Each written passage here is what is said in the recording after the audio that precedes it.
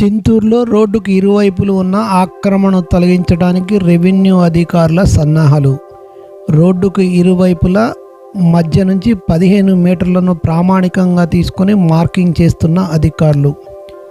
Drainage పైన ఆక్రమణను స్వచ్ఛందంగా తొలగించడానికి ముందుకు వచ్చిన స్థానికులు. గత 2 రోజులుగా డ్రైనేజీల మీద ఉన్న ఆక్రమణను తొలగిస్తున్న స్థానికులు. ఒకవైపు పోలవరం సర్వేలు, మరోవైపు పూర్తి కాని స్ట్రక్చర్ వ్యాలీస్తో స్థానికుల ఆందోళన.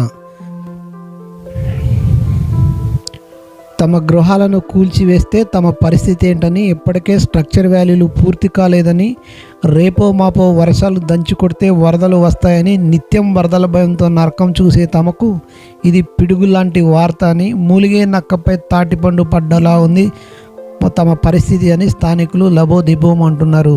దీనిపై అధికారులు ఏ మేరకు స్పందిస్తారో వేచి చూడాల్సిందే.